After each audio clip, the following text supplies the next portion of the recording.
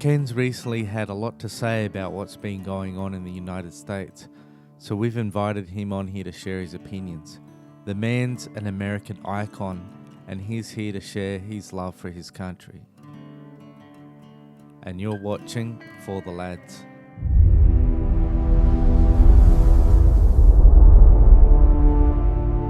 Welcome back to another episode of For the Lads. And we're lucky enough to be graced by Ken Shamrock again. And it's an absolute pleasure to have you. You're a legend, and like always, brother, it really means a lot for me that you give us your time, mate. It means a lot. I appreciate you guys having me on. My pleasure. Yeah, so I just thought I would get into a bit of what you've been posting about lately, because you've been bringing up a lot of politics and, obviously, like I thought I would mention as well, in my opinion, the US is the greatest nation to ever exist. A lot of the things that we take for granted come from the US, not only technology, but from movies to music to culture, it all comes from the USA. And like from us over in Australia, we're appreciative of that. And I just thought I'd preface with that and just that. Well, I think that it starts with people, and I think that people are the ones that make things great. And I think that when you're gathered, or you've gathered opportunities to be able to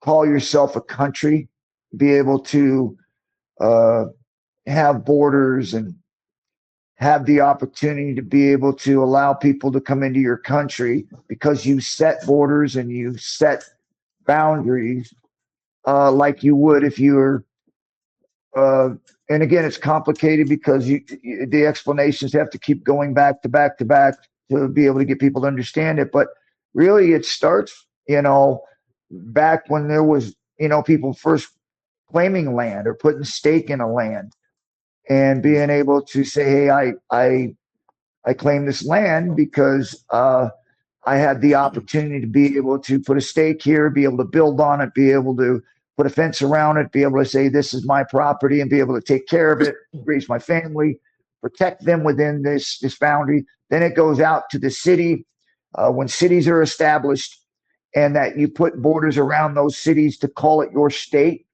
Then you elect people to be able to try to take care of those different things that as a people are not able to do. So you put people in charge of being able to do that, to keep that state up and flourishing. Then it goes into the countries and world where boundaries are established.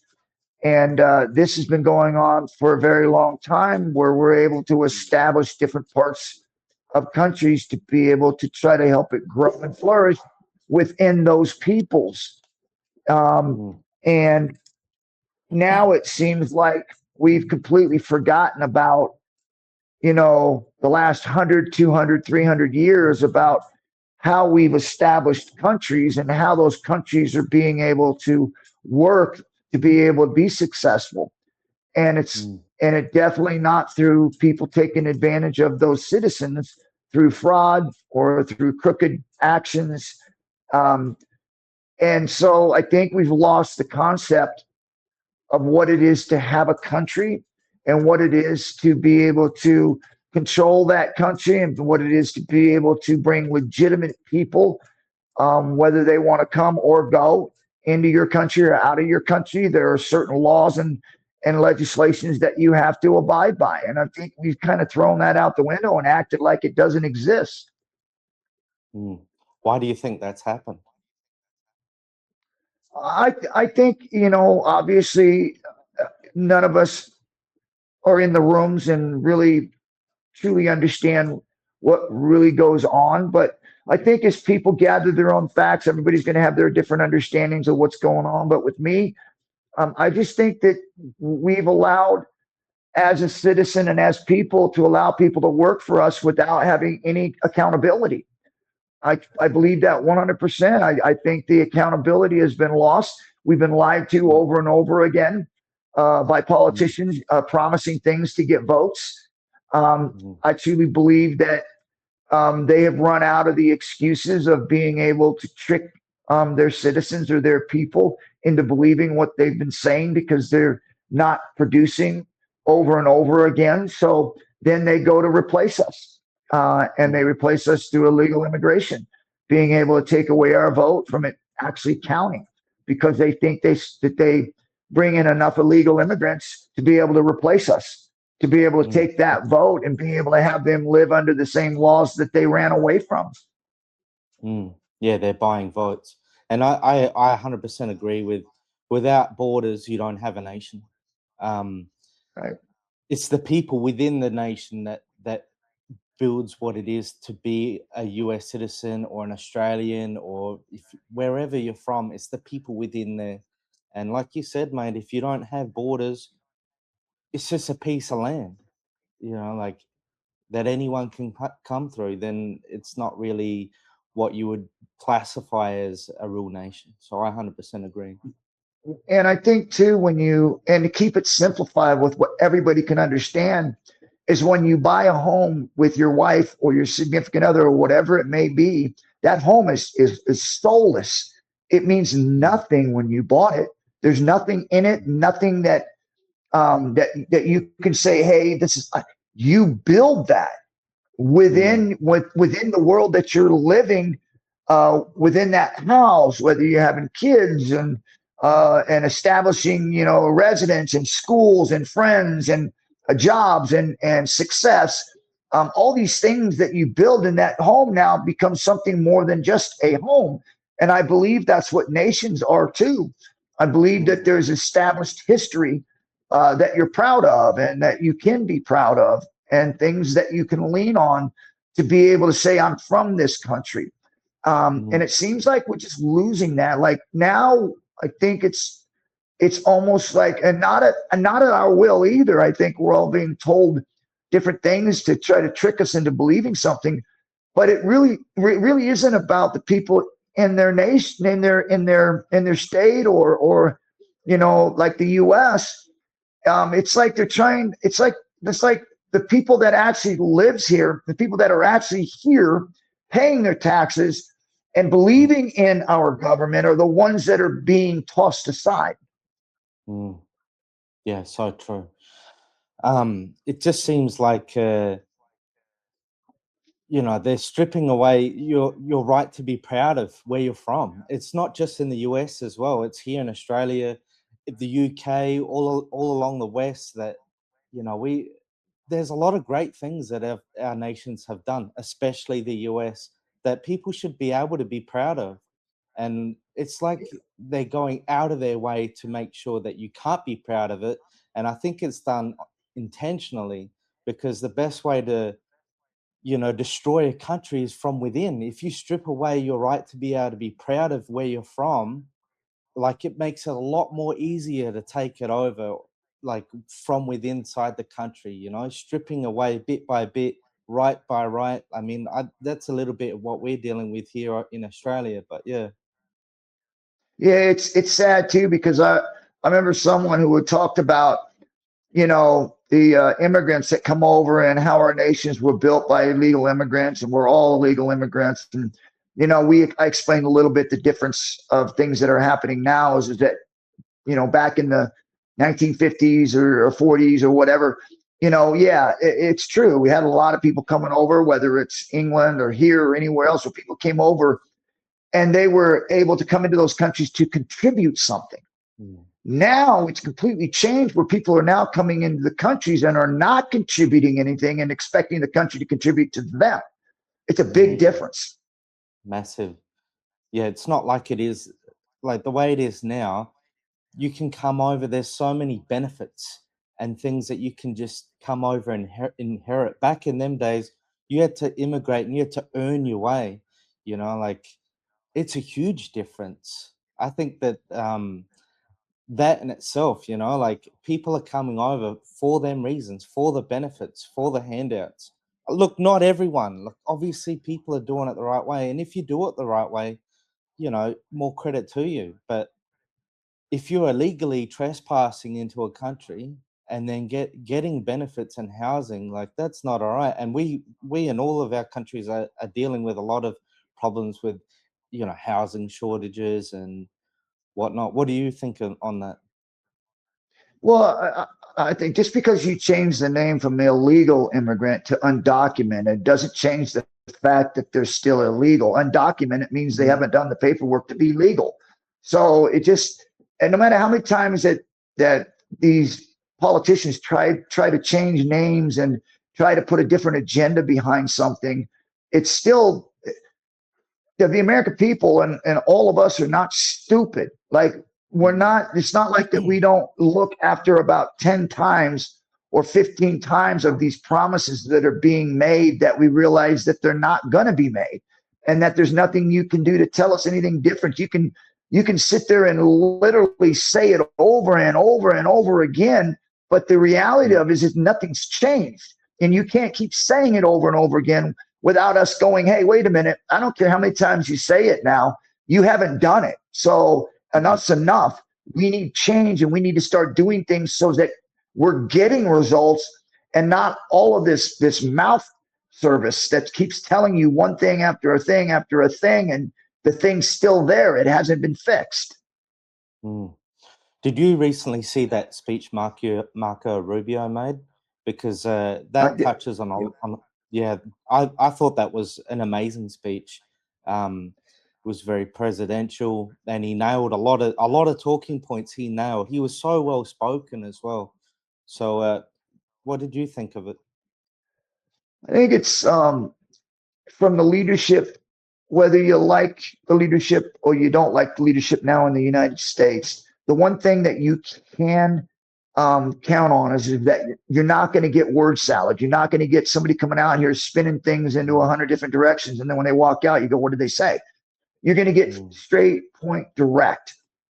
You're going to know how somebody feels about you. You're going to know how somebody feels about certain agendas. It's direct communication. And I think there's a very few people, the ones that are making the loudest noise are the ones that are getting mad, because they're getting direct communication and they're getting direct criticism about things that are not working, which is something we have not had in 100 years. We haven't had that straight, blunt, accurate commentary from our politicians. It's always been word salad after word salad. Now we finally get it to where it's direct, it's on point, and it may hurt the feelings, but it's true. Yeah, I do love that about Trump as well.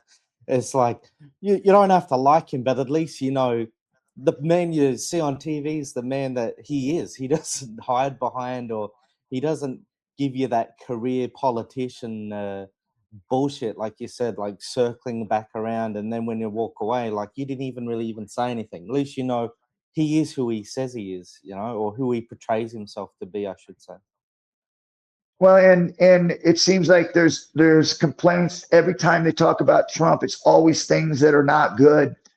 But if you look at some of the things that he has done with the border, you know, with mutilating these kids and putting a stop to that, giving the parents back their rights in school. I mean, I could go on about the things that he was able to do. Obviously, the tariffs, those are very, very complicated. But if you look at the history of those, they're always going to make our country stronger and better. And I believe that's what's going to happen and is happening. You know, there's all these other things, and I don't get into it because it's what politicians do, but prices have gone down, wages have gone up. There's a lot of things that are happening right now. It's not a whirlwind, but none of this is, if you're really attacking the problem, it's not going to happen overnight. And they're acting like, you know, the things that we've accomplished in the United States since Trump has taken office is something that they just keep overlooking. Like, I mean, if you look back before Trump took office, we were in dire need of leadership. Like, we had zero. We had wars going on everywhere. And Trump immediately jumps in there. And again, I don't like the way that he kind of talks to the media and how he sometimes gets off in a rant. But again, when I look at it now, as opposed to when I look at it then, because I didn't like it, when I look at it now, I realized what he was saying was true. It wasn't that he was picking on anybody or that he was just trying to be rude, was that he was right. They were lying. They were fake news. And I did not like that when he said it, because I thought you can't do that to the media. And then we know what we know now. And he was absolutely spot on to say what he said.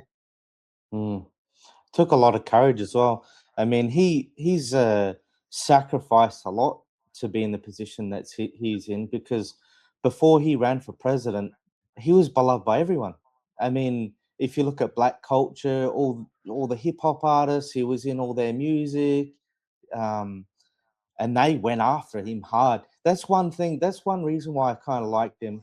Like, don't get me wrong. There's things coming out, and you know, I don't know him personally, and like we may find things that hey, but what I did like, right, is the fact that the media really didn't like him, or the establishment didn't like him. That to me said, oh, well, they're scared of him, and that's probably a good thing. That, and he was also pretty hilarious in the debates with Hillary Clinton. But yeah, I don't think I don't think there was too many people that were ready for him, and I think that everybody, at least that opposed him, believed that he would just bury himself. And I thought the same thing when I first had him come out and he started talking, and he was, direct, and some of the things that he said just sounded so far-fetched. And like I said, this guy's he's going to bury himself before he ever gets started. And then over time, you started seeing the things that sounded outrageous, like this child molestation thing that he had said many years ago about how some people are going to get their covers pulled, and not in those words, but that bit, saying that there was some stuff that had gone on that, especially with the Epsteins, when he walked away from them, that he thinks if they get exposed, a lot of these people aren't going to have jobs. And I mean, he's literally said these things over and over again, and you're looking at him going, dude, you ain't going to be around. And then as things start going, every single thing that he said that you said, man, that's way out there, you're really reaching, have come true. And now we're all thinking to ourselves, how do we ever get here when he already knew we were there?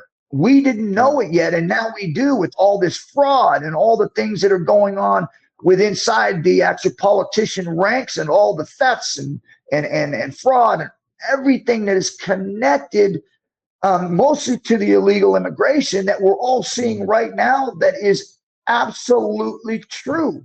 And so I think it's been really difficult over the last few years since he's been in presidency to even keep up with all the exposure that we're getting from our corrupt government.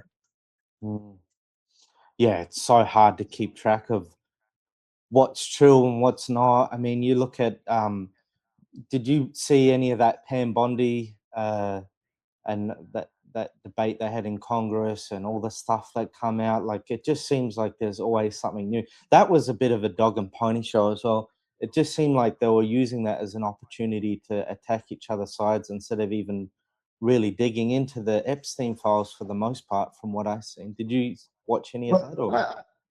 I want to put a statement on this Epstein thing, and this thing has been around for a while.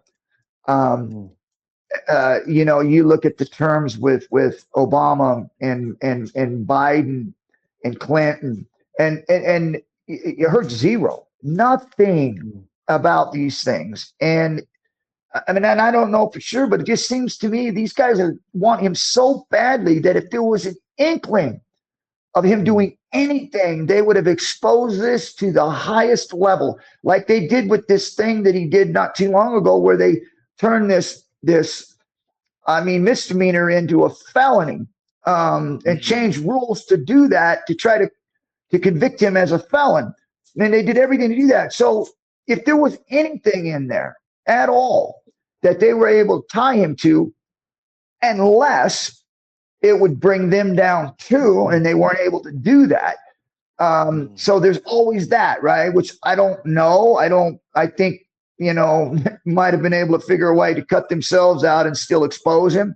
But whatever, it's just beliefs. But I truly believe this. We are all screaming and been screaming for accountability for these Epstein files, pointing fingers at one another and screaming and yelling about who's in there and who's not in there. and we've already got a few that we know for a fact that were in there. And yet we have not one time stood back and said, what do these survivors want? Because in my experience, because I worked with a lot of kids and group homes and at-risk kids and different people that have been through these things, and I've had a little bit of that in my background where I was exposed a little bit when I was going through the system at 10, 11, 12, 13 years old. I understand, because this didn't happen back when it first happened, and they were able to get all these girls at the time to be able to testify, be able to get their statements down, and be able to do a conviction when they're in the moment. Now these girls have all grown up to be women. They have jobs, they have families, they have husbands, they have children.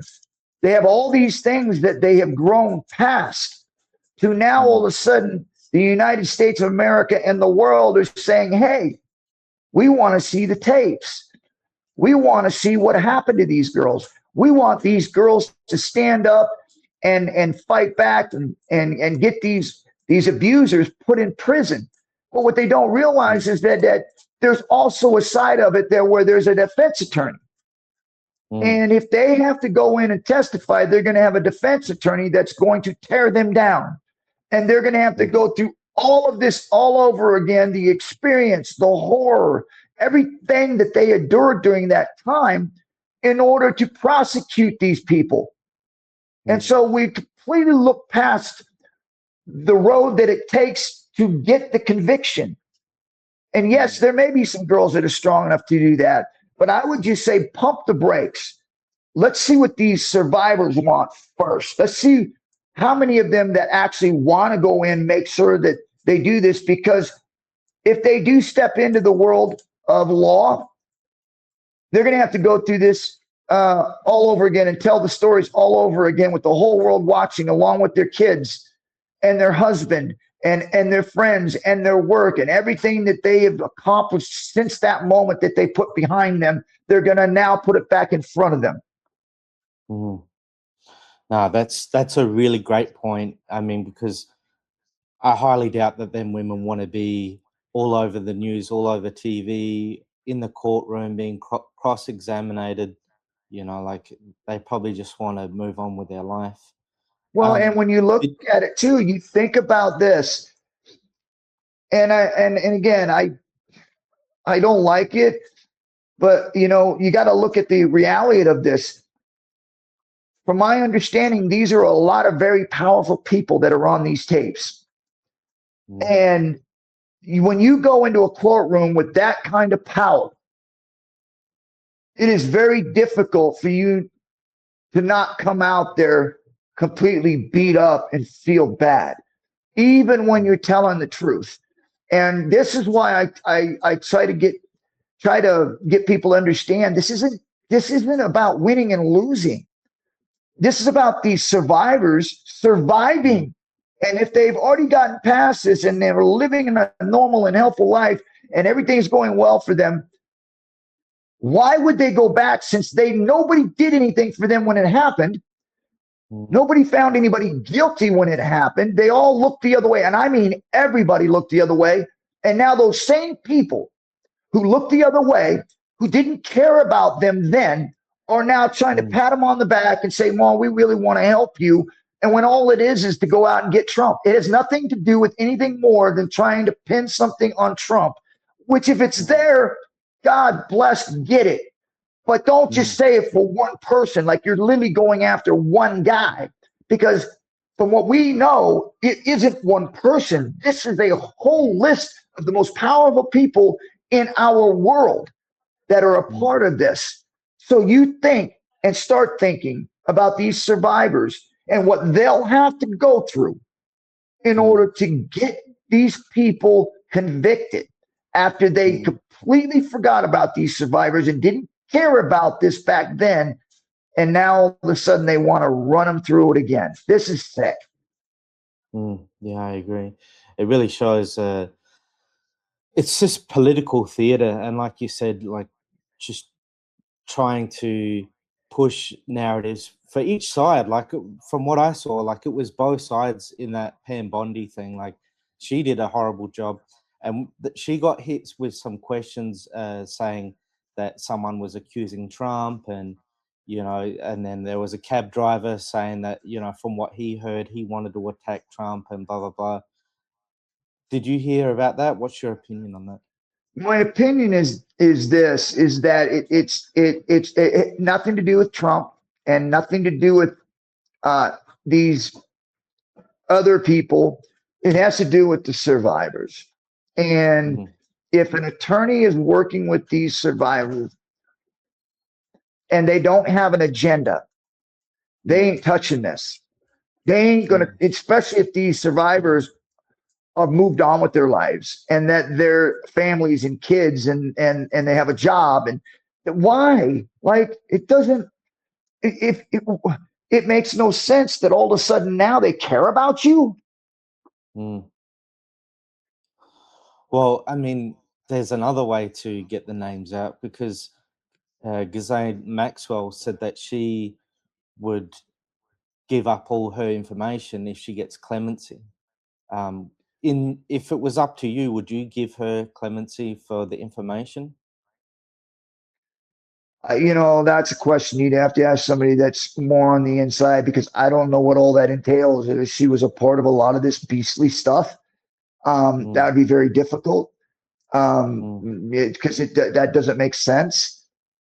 Again, that's a tough one, because I truly don't believe that it's that difficult. I believe it's that big of a problem that it just is not. Nothing's going to happen. And try to get these survivors to come out and try to say something, and really turn their lives upside down after this many years have gone by.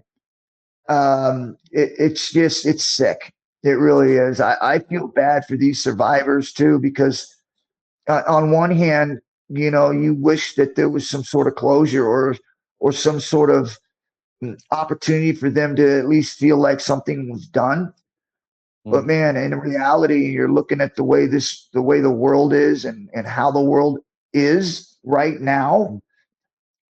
It's sick. I just feel so bad that the accountability isn't real.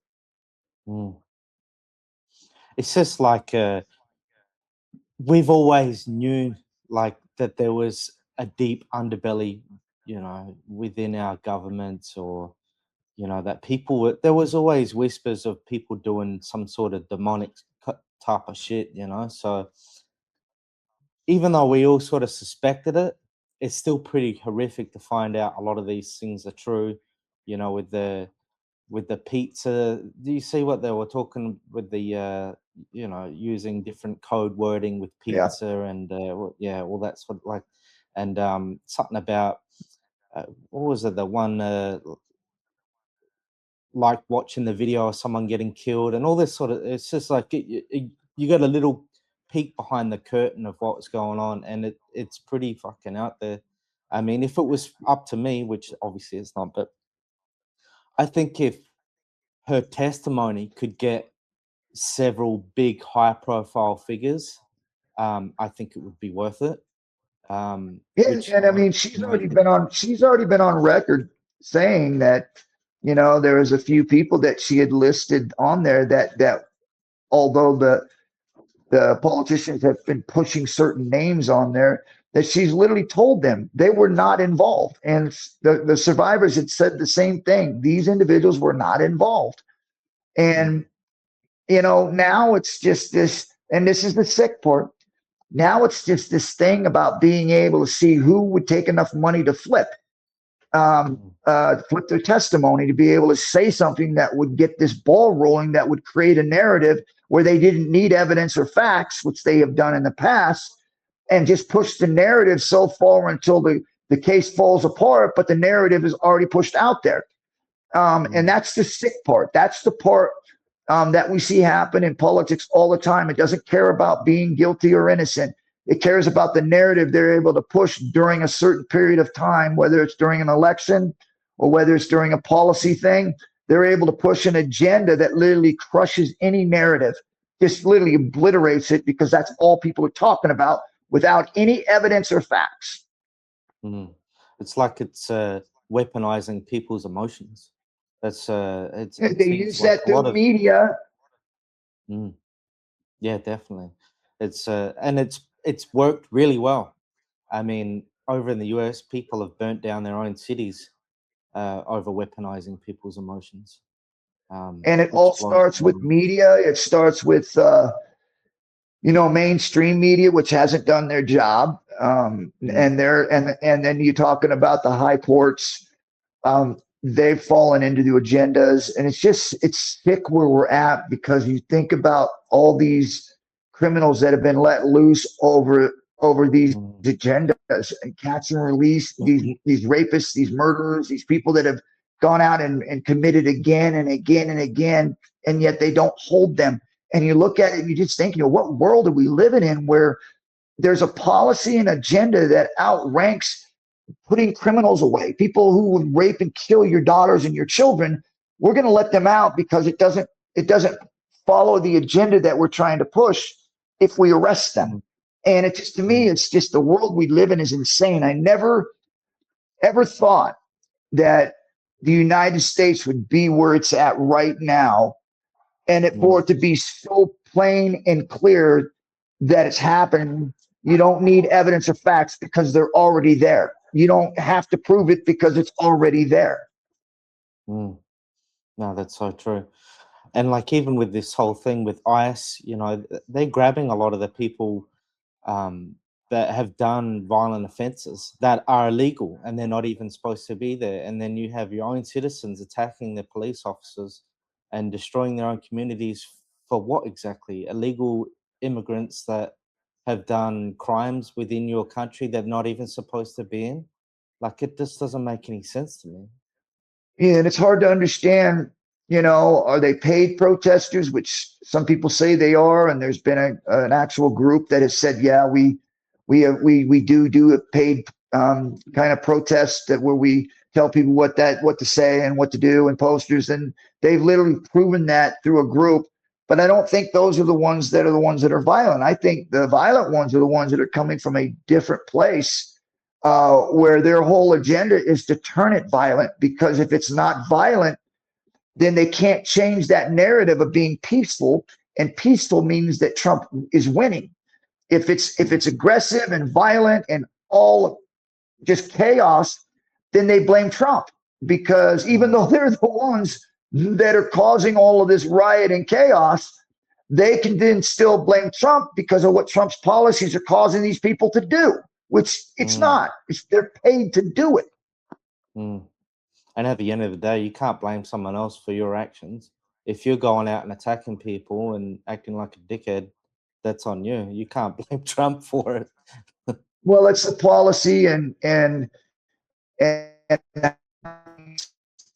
certain protesters that they pay to go out there and create violence, Mm, different people that are angry or confused, and causing mm, them to create this chaos, and because they're confused. And then mm, as long as they're doing that, like in Minnesota, where they're able to get all of stuff to where it was at, and then people, and what they're hoping is that people will get to a point where they just go, man, can we just get it back to where it used to be? Even though where it used to be, there was billions of dollars being sent overseas to terrorist groups, and to allow mass migration to come into our cities to replace our votes. So they're trying to push that narrative to where it's like, well, back then it was at least calm, but they don't understand that even though it was calm, we were getting ready to lose our citizenship to illegal immigrants because they were mm, replacing our votes. definitely. Did you see recently there was another trans shooter in Rhode Island? Um, why? What do you think is going on there? Because it seems there's a few of them now, and like I don't have any problem with anyone with their sexuality. You do you. It's got nothing to do with me. And that used to be the beautiful part. Is people minded their own business. They didn't care about other people's sexuality. But now it's in the forefront. Why do you think maybe some of these trans activists have been radicalized to that sort of level of extreme where they would want to go and kill their other fellow US citizens? When you And again, just like I talked about these confused protesters that are angry, really don't truly understand what's really going on. They're able to turn them violent because they're able to get an agenda put into their head about Nazis and fascists and, you know, taking over the country. So they're able to build this narrative into these confused people's heads so they would go out there and be violent. When you have a group of people that, without a doubt, that are confused, and there is a mental illness when someone says that they're a woman or that they're a man and they're not. They're literally biologically a woman or a man trying to be something they're not, and they can't come to grips with that. They can't be settled with that. So that right there in itself is a beginning of a mental illness. There's something wrong with them because it's not normal for them to want to be something they weren't born as. So I think that when you put that together and they start mixing in hormones and all these replacements to try to change the cycle of their bodies, you're literally basically adding like fuel to the fire and then throwing a hand grenade into that fire and just blowing it up. Because at some point, when you start doing that with all those chemicals and all those mixed things that they're doing to try to change your body, at some point, those things are going to cross over, mix up, and explode. And I think that's what's happening into that world with the LGBTQ or whatever that is, the transgender nation or formation or whatever. I don't even know the names of them. But when you're starting to see the huge increase, a massive increase of these types of people that are going out there and creating these mass shootings, and it's always kids. It's always going after the ones that are vulnerable, because that's where they started to hate themselves. That's where all the problems started, was people telling them, hey, you're not this, or you're not that, or hey, you are, but we can help you get there. And then, you know, imagine just normal kids going through the transition of them growing up to be a woman or a man. We are already confused about how it all works and always asking questions of what's right and what's wrong. And now you add that in there where you get a group of people behind somebody who has already been told or been convinced that they can be something that they're not, which they cannot. And if you try to do that through chemicals and all these different things with surgeries, you are literally creating a time bomb for that to go off on other people. But you have other countries like Thailand that has, you know, a lot of lady boys and that. You don't see them going around shooting people. It's they've been propagandized, and very well they've done a good job of propagandizing them as well, it seems like. Yeah, but when you're looking at that, you don't see surgeries. You don't see the chemical crossover.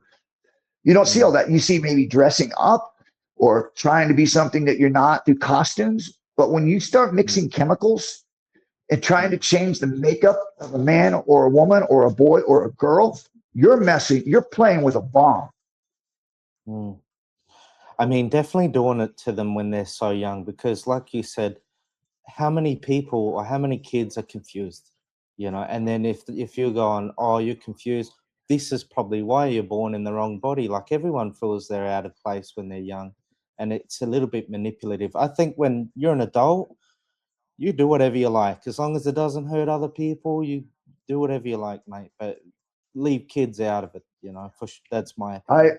I've never been one to, you know, point at somebody and, you know, criticize them for doing what they want to do as a grown-up. That is their choice. I may not agree with it. I have principles and I believe that, you know, there's two genders. There's a God, there's a creator. There's things that I believe, but I don't, if somebody else doesn't believe that, that's fine. I got no issues. You know, we could still have a conversation and still talk about other things. But when you start trying to take over someone's mind, or and to try to trick people into thinking there's something they're not, to me, that's the same thing as being a bully, physically bullying somebody, and worse, because now you're literally taking away their life. That's where I take a stand. That's where I was like, yeah, no, that's where I'm not going to agree. That's where I'm not going to try to be politically correct. That's wrong, and it's always going to be wrong. Yeah, I agree, definitely. I mean, look, there's always bad, no matter what side of politics. You know, there doesn't matter Republican, Democrat. There's bad actors on both sides, but it just seems like more of the shooters are coming from one side of the aisle. Trump's been shot at nearly twice as well. They got that other guy near the golf course. Obviously, Charlie Kirk, which when I saw that, I was very, very angry, to be honest. What did you feel when you saw what happened to Charlie? Yeah, obviously just like everybody else, teared up. It was hard to watch him, get shot like that. And then I thought, okay, maybe this is a time for us to at least drop all this political stuff and at least come together and realize that our country is in a bad place and we need to try to figure this out. No side, whichever side, we just need to figure it out. And then the first thing I see is, and again, this just didn't happen. This was also an agenda that was forced by the other side because they didn't want this to turn into something of somewhat of a hero. And so they bashed him. And I could not believe it. I could not believe the way some people reacted and how it was being accepted by the other side. For me, it was just like, what are we doing? Like, how is it that it becomes normal for this kind of thing to happen when I think everybody truly understands there was no hate.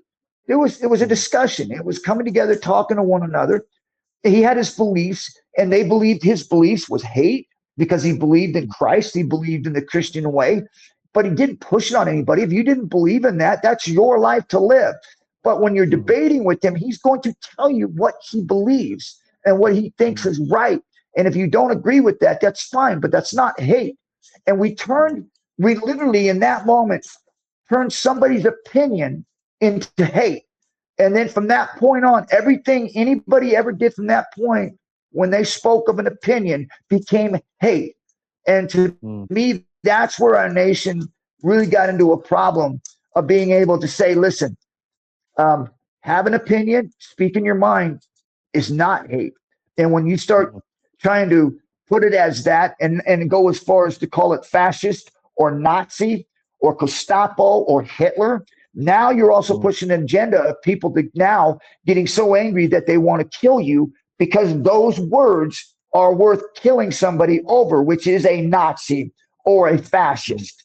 And so they're literally now trying to normalize that you're doing the country a favor if you get violent with those people that we are calling fascist and racist.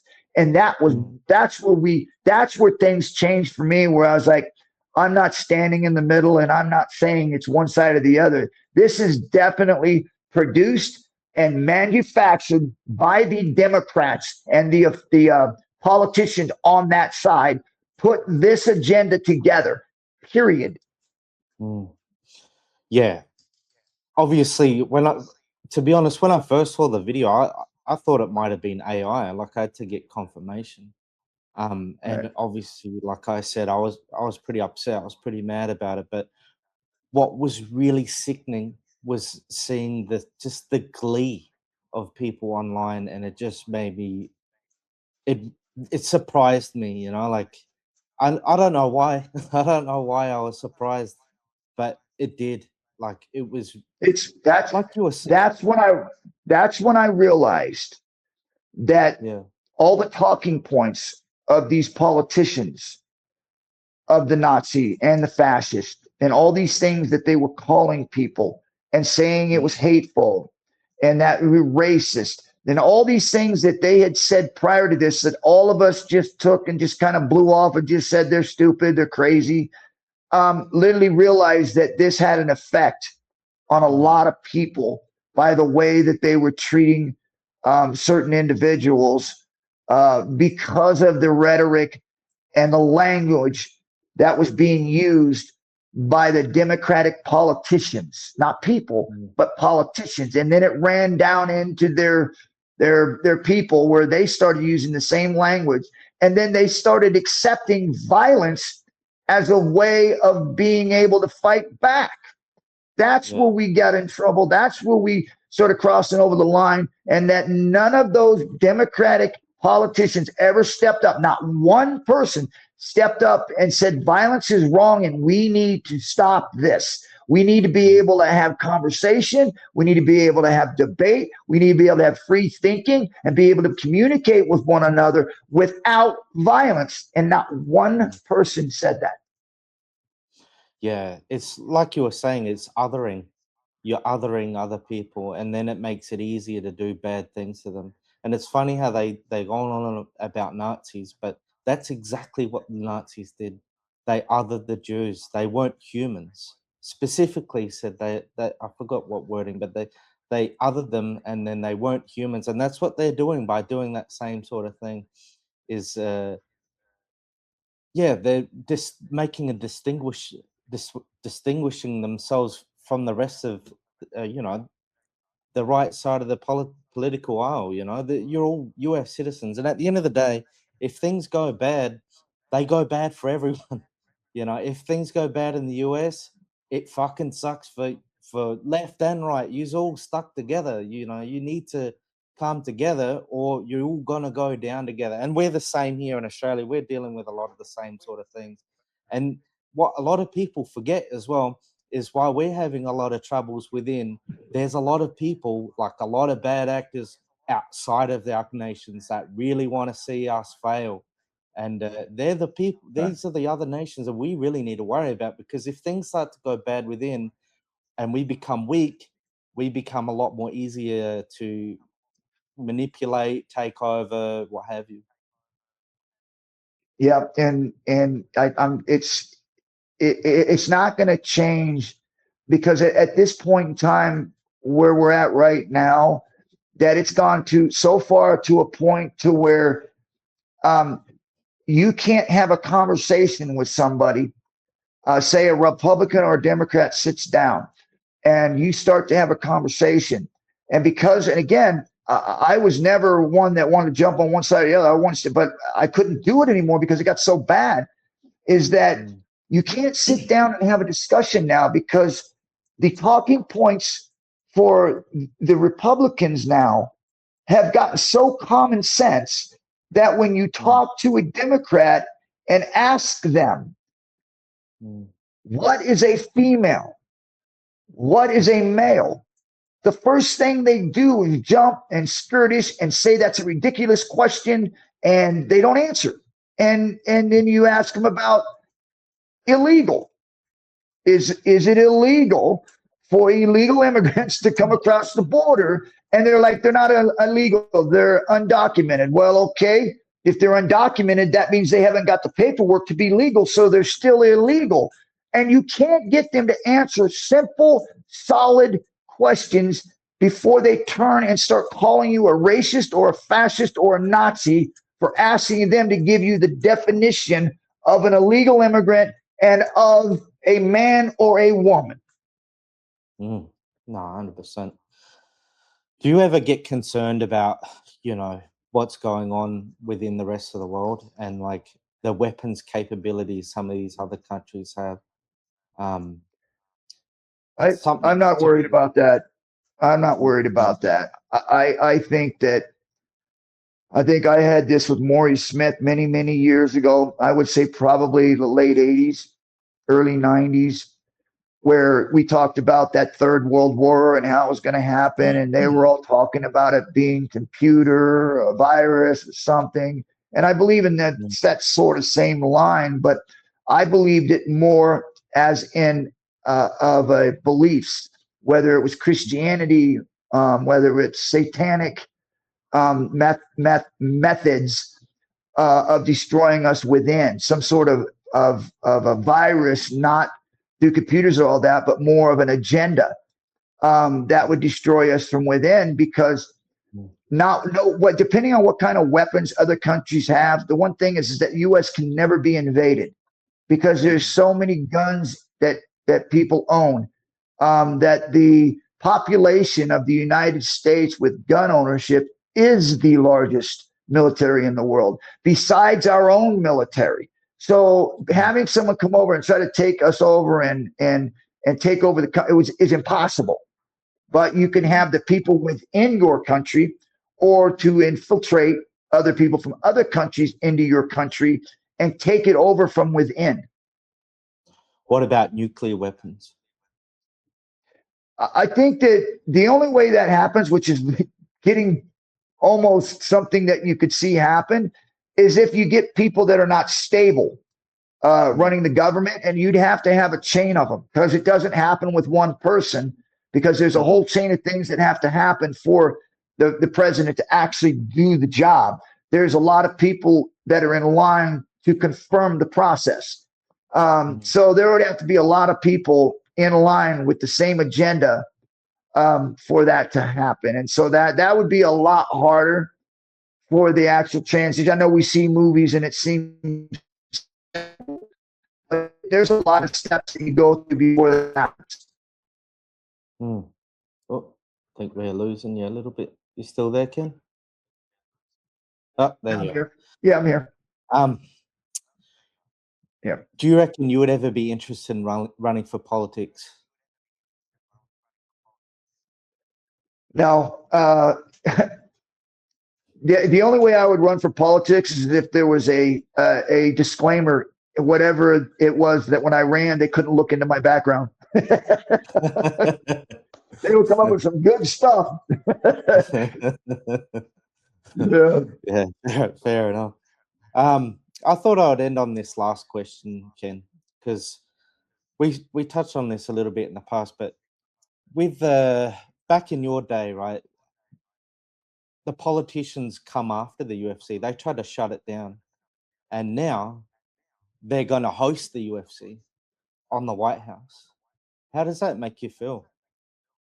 Good. I remember debating Senator McCain on one of those big networks, and I got to know Senator McCain later on, and he was a good guy. I think he was misinformed, and we were able to inform him, and he came around to actually liking what it is we were doing. I think he was just misinformed because it was so young and it was so raw. But to see now that it's going to actually be a part of the White House celebrations, that's awesome. I'm really proud to know that it started from a negative to where now it's a positive. And you were there, and you were at the very beginning in the first UFC. Like, that's incredible, mate. Like, when I had a lot to do with making it successful. So, yep, I had a lot to do with making it successful. So I remember a lot of times we were in court, a lot of times before we actually did our shows, and it was blocked, 8 hours, 4 hours before we were going to kick the show off, because they came in and actually some congressman or some senator decided they were going to run on that thing and try to get popularity from it and bill us as these animals. And we would always get it cleared, and we always ran it except for one time, and then we had to take it and move it somewhere overnight. But majority of the time, it was only one time we didn't do that, but the rest of the time we were able to get it through. So to see where it's at right now, I don't think a whole lot of people realize some of the things a lot of us had to go through as fighters and also as supporters of the UFC, trying to keep it legal through those years.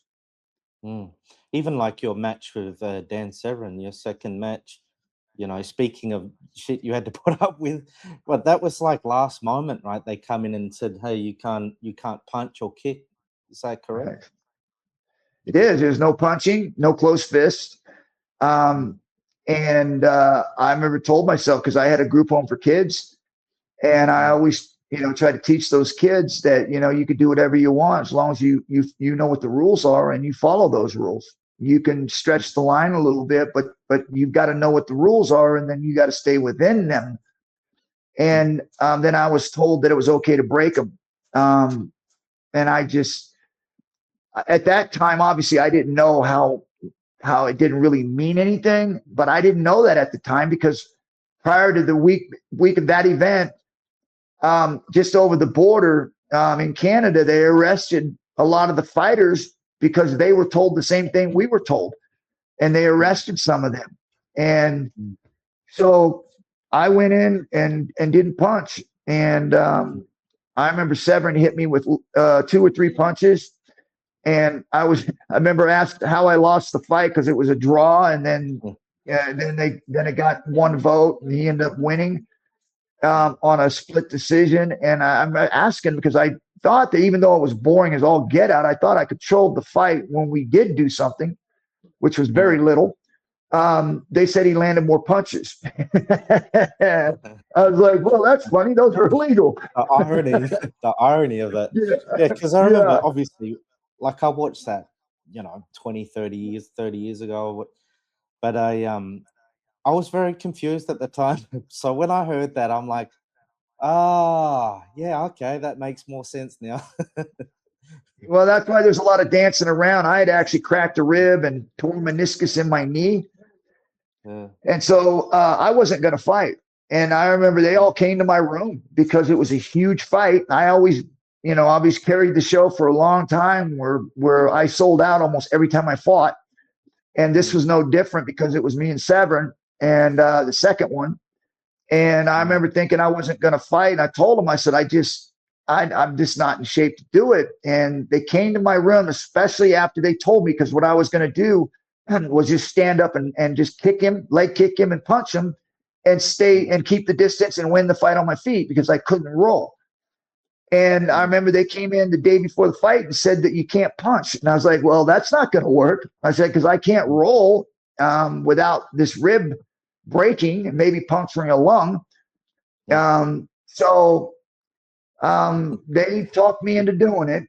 And I think it was a mistake. I probably should have stood my ground and said no, because that fight sticks with me for a real long time, because that's a fight that I know that shouldn't have gone the way it went. Yeah. Will you be at the White House for the UFC event? No. I'm going to stay away from that. I support everything those guys are doing, and I wish them nothing the best. But then, man, I don't know about. I'm going to stay away from that one. Any particular reason, or?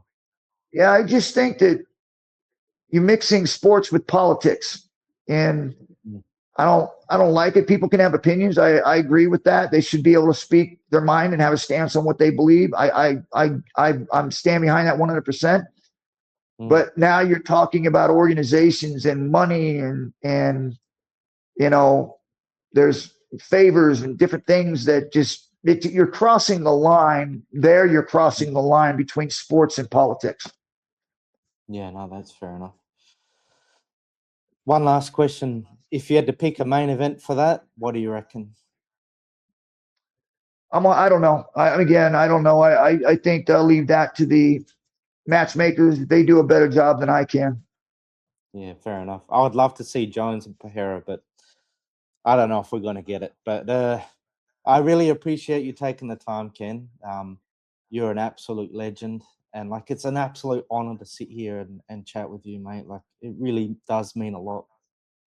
Good. I want to leave with this, because I know we talked a lot about politics, but I want to leave this with people that are listening. Have an opinion, and being able to voice your opinion doesn't make you right. Doesn't make me right. Doesn't make you right. It's an opinion from information that we gather from different things that we see or we know. None of us know that we're right. So I always say this: come in with an open mind, an understanding that you could be wrong, and being able to debate with people with an open mind of maybe you don't know everything. No, that's fair. Well, I mean, that's great words to end it on, Ken.